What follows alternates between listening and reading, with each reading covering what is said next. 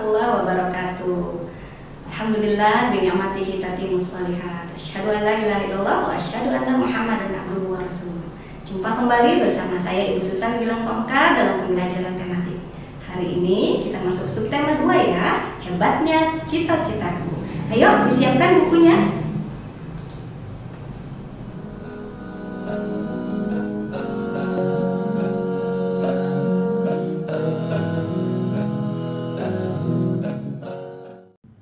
Bismillahirrahmanirrahim. Baik anak-anak, di subtema ini hebatnya cita-citaku, Ibu mau bertanya, apakah kalian sudah menentukan cita-cita kalian? Wah, tentu saja cita-cita yang kalian pilih hebat-hebat ya. Cita-cita yang biasanya berasal dari sosok idola yang kalian banggakan. Atau bisa juga cita-cita yang kalian lihat dari pekerjaan ayah ibumu di rumah.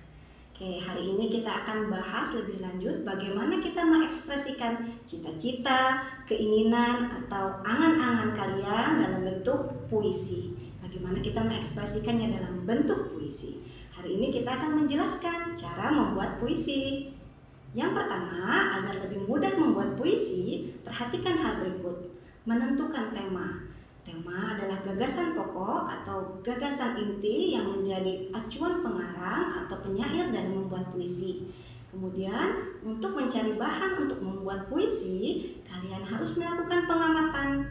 Pengamatan ini atau observasi bisa kalian dapatkan dengan cara apa? Memperhatikan lingkungan sekitar, atau kalian bisa membaca buku, menjelajah melalui internet, atau menyaksikan suatu kejadian. Contohnya, kalau kalian memilih cita-cita sebagai dokter, kalian bayangkan ya, kalau misalnya dokter itu pekerjaannya di rumah sakit. Agar lebih mudah kalian mengembangkan imajinasi atau khayalan kalian bisa bayangkan ketika kalian datang ke rumah sakit atau ke klinik. Ya, setelah kalian menemukan tema yang kalian pilih, kemudian kalian siapkan alat tulis dan lakukan pengamatan tersebut. Observasi atau pengamatan dapat kalian lakukan berulang-ulang. Bisa di klinik, bisa di rumah sakit, bisa di internet, atau kalian bisa lihat di berita, di TV-TV. Atau peristiwa apa saja yang ada kaitannya dengan cita-cita kalian. Atau kalian lihat sosok idola, misalnya dokter apa yang keren, dokter apa yang menjadi favoritmu. Atau mungkin kalian punya pengalaman pernah berobat ke rumah sakit, dokternya sangat ramah, baik, senang menolong, dan lain sebagainya. Dan kalian bisa catat informasi yang kalian dapatkan dari hasil pengamatan tadi. Nah, untuk memudahkan membuat puisi, setelah kalian melakukan observasi, ada yang harus kalian perhatikan, terutama kalau yang namanya puisi itu adalah kata-kata yang ditulis dengan bahasa yang lebih indah. Artinya, kalian harus menentukan pilihan kata dalam membuat puisi. Gunakan kata-kata yang positif. Pilih kata-kata ungkapan pujian atau sesuatu yang indah. Gunakan kata-kata yang santun dan hindari penggunaan kata yang bersifat menjelekan, mengejek atau menghina. Dan gunakan kata-kata yang memiliki kemiripan bunyi agar puisi terdengar lebih indah saat dibaca, misalnya keluh kesah dan canda tawa. Dan yang terakhir adalah gunakan perumpamaan tentang objek yang ingin kamu ceritakan. Seperti itu gambarannya ya. Oke, secara umum kalian perhatikan ketika kalian ingin membuat sebuah puisi, perhatikan langkah-langkahnya. Siapkan dulu alat tulisnya, kemudian tentukan tema dan judul puisi yang akan kalian buat. Kemudian setelah kalian punya data dari observasi atau pengamatan, yuk mulai dicatat kata-kata yang kalian pilih yang akan kalian buat dalam sebuah rangkaian puisi. Tuliskan puisinya sesuai imajinasi dan khayalan kalian dalam pikiranmu. Kemudian coba bacakan puisi buatanmu berulang-ulang. Kalian perhatikan apakah puisi ini sudah cukup indah terdengar. Kalian biasa ajak ayah ibumu atau saudaramu di rumah ya. Bagaimana puisi yang kalian buat ini, sudah baik atau belum? Sekarang kita coba berlatih ya. Ayo silakan kalian di rumah coba tentukan apa cita-citamu. Kita coba buat bersama-sama ya. Baik anak-anak, sudah disiapkan alat tulisnya? Yuk sama-sama kita buat ya. Kalian silakan tentukan terlebih dahulu tema atau cita-cita yang ingin kalian raih. Silakan. Misalnya kalau ibu menentukan temanya adalah dokter dokter ya. Baik anak-anak, sudah disiapkan alat tulisnya? Yuk sama-sama yuk kita belajar membuat puisi. Yang pertama tentu saja adalah langkahnya menentukan tema. Temanya, wah betulan kalian sudah menentukan ada yang mau jadi astronot, jadi pemadam kebakaran, jadi arsitek, atau jadi pedagang, atau apapun. Silakan kalian tuliskan tema di buku tulis kalian. Ibu misalnya temanya menjadi dokter ya. Nah, dari sini kemudian kalian lakukan observasi pengamatan. Pengamatannya bisa kalian lakukan melalui apa saja. Nah, seperti yang tadi dijelaskan di awal, kalian bisa lakukan pengamatan memperhatikan misalnya di TV. Kalau dokter ada kerjanya di mana? Di klinik. Di mana lagi? Di rumah sakit. Atau kalian membaca majalah atau dari buku. Ini kalian bisa lakukan sebagai tempat untuk kalian mencari sumber informasi melalui observasi. Dari situ kalian bisa menemukan informasi seperti apa sih dokter atau cita-cita yang kalian inginkan, yang menjadi kebanggaanmu, yang membuat sesuatu yang kalian ingin raih, sesuatu atau cita-cita yang menjadi kebanggaan. Misalnya setelah kalian melakukan pengamatan, wah ternyata seorang dokter itu memiliki, aduh tulisannya kurang keren nih ibu nih, apa ya? Wah ternyata seorang dokter itu kalau diperhatikan di rumah sakit yang pernah kita kunjungi, orangnya ramah. Terus apalagi ya? Orangnya senang membantu. Misalnya kita tulisnya membantu saja. Kemudian apalagi ya? Ternyata dokter itu adalah pekerjaan yang mulia misalnya. Mulia sekali pekerjaannya sebagai dokter.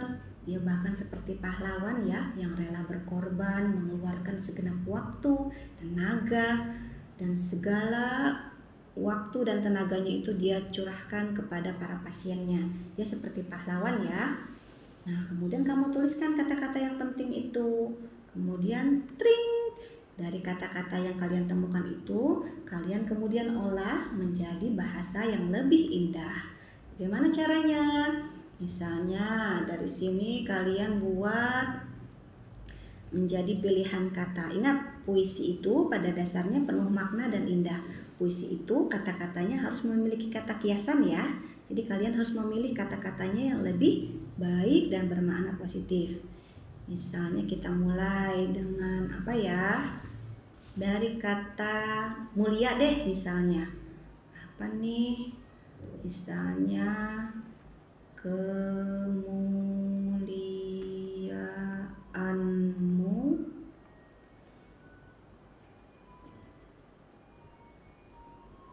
apa lagi nih, memukauku misalnya, mempesonaku boleh, memukau, mempesona boleh kalian pakai apa gitu ya. Kemudian kalimat lagi, misalnya karena dia rela berkorban dengan ikhlas. Kemudian kita tuliskan di sini, misalnya keikhlasanmu. Gak usah pakai mulah, keikhlasan kau tunjukkan. Wah kalimatnya kurang panjang ya, harusnya lanjutannya seperti ini. Ibu tulisnya di bawah gak apa-apa ya. Dengan siapa?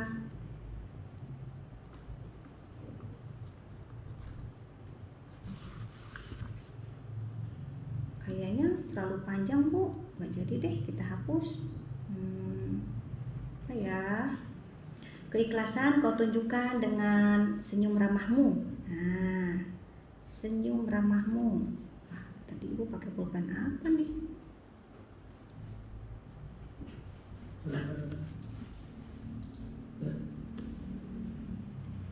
Keikhlasan kau tunjukkan dengan senyum ramahmu. Wah, akhirannya U. Ini baris kedua agak panjang, akhirannya U. Wah, kalau kalian perhatikan rima yang kemarin dijelaskan Bu Rita ya, ini termasuk rima yang akhirannya UU, berarti ada A. Bisa variasinya itu ada AA, BB, ya kan? Dan juga rima yang berakhiran AB, BA. Ada juga yang berakhiran AB, AB. Ini sudah UU, apalagi ya? Boleh yang akhirannya AA atau mau disamakan semuanya. Ya, tergantung kalian ya. Nah, cari lagi idenya dari yang temuan tadi, dari hasil observasi. Bagaimana sih dokter yang keren dan hebat itu? Dia memiliki sifat-sifat seperti apa? Nah, di sini kamu bisa tuliskan. Karena dia misalnya rela berkorban, misalnya di sini ya. Rela berkorban, mencurahkan segenap waktu, tenaganya untuk membantu pasiennya. Kamu tulis di sini kalimatnya dalam bentuk yang lebih indah. Kerelaanmu misalnya. Menyisihkan semua waktu, menyisihkan semua waktu. Aduh, ini akhirannya juga U ya. Kok jelek banget ini tulisan ibu ya? Waktu. Kemudian apa nih? Biasanya 4 baris kita akhiri bait pertama ini, misalnya untuk membantu sesamamu. Wah, kebetulan ibu menuliskan puisi yang berakhiran UU. Jadi rimanya akhirannya semuanya satu pola ya, AA seperti itu. Kemudian dari sini kau cek lagi kalimatnya, apakah sudah memang enak dibacanya. Perhatikan pilihan kata yang digunakan dalam puisi ini. Kalau ada yang perlu kalian ganti, kalau kurang baik atau kurang pas, kamu bisa ganti puisi kalian dengan kalimat yang lebih indah. Kita baca lagi. Kemuliaanmu memukauku. Ya, oke lah. Keikhlasanmu, keikhlasan ini ibu talah nih, keikhlasan kau tunjukkan dengan senyum ramahmu.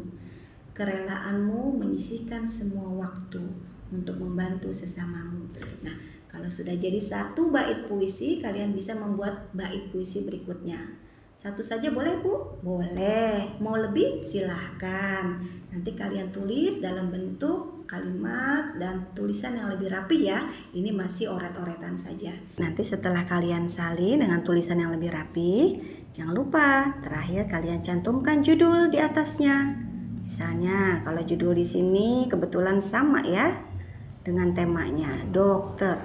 Kemudian di bawahnya kalian tulis namamu, karya.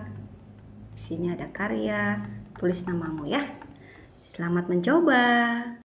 Baik anak-anak, sudah mulai ada gambaran ya bagaimana cara mengekspresikan cita-citamu dalam bentuk puisi.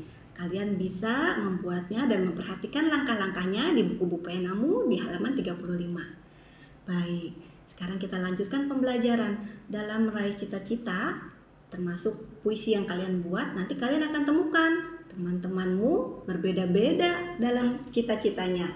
Keragaman cita-cita ini seperti yang sudah dibahas di subtema 1 ya, bisa terkait dengan karakteristik yang beragam. Karakteristik yang pernah dibahas di subtema 1 itu kaitannya dengan keragaman, karakteristik dari sisi budaya, dari sisi hobi, dari sisi sumber daya alam, dari sisi pekerjaan, dan dari sisi tempat tinggal.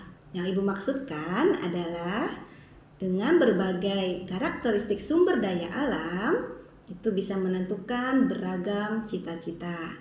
Kali ini Ibu akan menjelaskan manfaat sumber daya alam, khususnya hewan dan tumbuhan, yang banyak manfaatnya bagi kehidupan manusia. Contoh di layar kaca kalian yang pertama adalah kapas. Kapas kemudian diolah menjadi benang. Benang kemudian diolah menjadi kain katun biasanya ya. Nah, dari sumber daya alam ini bisa memunculkan beragam jenis pekerjaan, dari mulai petani, dari mulai karyawan pabrik, hingga jadi pengusahanya. Itu memunculkan beragam pekerjaan dan beragam cita-cita yang bisa diraih. Kemudian sumber daya alam ulat sutra. Nah, ulat sutra ini sebenarnya bukan ulatnya. Di siklus hidup atau fase metamorfosis ulat, di sini sebenarnya ketika ulat berubah menjadi kepompong, fase kepompong atau pupa inilah yang kemudian dimanfaatkan, khususnya masa kepompong sutra. Jadi dari ulat sutra berubah menjadi kepompong, ini akan dipakai sebagai bahan pembuatan kain sutra. Masih ada kaitannya ya dengan metamorfosis yang kalian pelajari di subtema 1. Kemudian yang tentu saja kalian sering pelajari di semester lalu, bagaimana sumber daya alam hewan seperti kerbau ini bisa dimanfaatkan untuk membajak sawah. Ada juga yang dipakai untuk makanan, ada yang bisa dipakai buat kurban juga ya. Nah, sumber daya alam yang beragam ini tentu saja memunculkan atau bisa mempengaruhi cita-cita yang ingin dicapai. Cita-cita tersebut dapat berupa pekerjaan yang membutuhkan sikap saling bekerja sama. Mengapa? Karena manusia itu adalah makhluk sosial, dia tidak bisa berdiri sendiri. Contohnya nelayan nih di sini, gak mungkin seorang nelayan itu bisa mencapai cita-citanya atau bisa melakukan pekerjaannya hanya dengan satu jenis pekerjaan saja. Pasti ada kaitannya. Nelayan butuh apa? Butuh BBM, berarti dia butuh apa? Butuh orang yang menjual BBM, ya kan? Artinya tidak hanya satu jenis pekerjaan. Pegawai kantor, dia di kantor apa misalnya yang diproduksinya, apa yang dibuatnya, ada pekerjaan lain. Pekebun teh misalnya, pemetik teh, ada jenis pekerjaan lain. Dari situ ada pengepul, dari di situ pengepul ada pedagang dan seterusnya, masuk ke pabrik tehnya. Artinya dari satu pekerjaan ada kaitannya dengan pekerjaan lain. Ini menunjukkan bahwa cita-cita dapat membuat kita saling bekerja sama.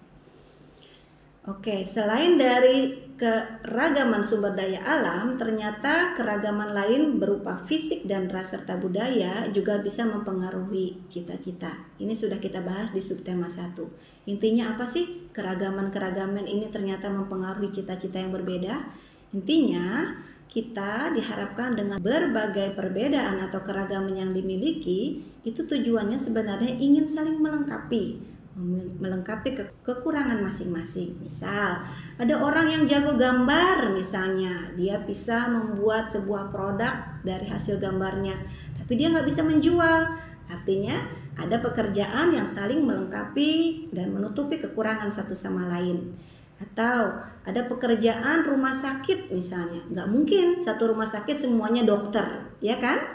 Ada yang jadi pak satpamnya, ada yang jadi tukang bangunannya, ada yang jadi direkturnya, ada yang jadi cleaning service-nya. Jadi dalam suatu pekerjaan itu ternyata di dalamnya ada banyak jenis pekerjaan dalam satu ekosistem atau dalam satu lingkungan ya. Tujuannya untuk saling melengkapi dan saling bertukar ide atau pendapat.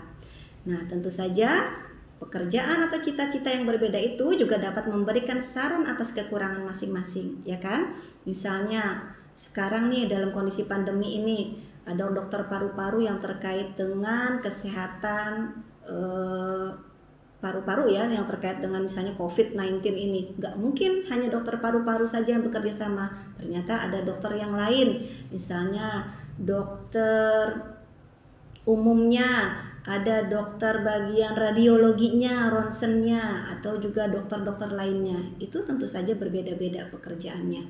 Tentu saja itu saling melengkapi dan memberi saran atas kekurangan masing-masing. Dan tentu saja cita-cita yang berbeda itu kita akan belajar hal-hal yang baru, terutama kita belajar hal-hal yang baru dari pekerjaan atau cita-cita yang berbeda. Itu ya anak-anak ya. Untuk pembelajaran kali ini, mudah-mudahan kalian bisa mengulang-ulang pembelajaran kali ini. Silahkan di-pause, silahkan diulang lagi videonya dari awal. Silahkan di-pause bagian-bagian mana yang belum kalian pahami. Silahkan kalian catat hal-hal yang penting. Mudah-mudahan kalian bisa memahami materi hari ini dan kalian bisa mempraktekkan bagaimana kalian ekspresikan cita-cita kalian dalam bentuk puisi yang indah. Silakan dibaca berulang-ulang, tanyakan kepada ayah ibumu apakah sudah baik ataukah ada kalimat yang harus diganti dan seterusnya. Selamat belajar, tetap semangat, jaga kesehatan, jangan lupa 3M. Itu saja dari Ibu. Assalamualaikum warahmatullahi wabarakatuh.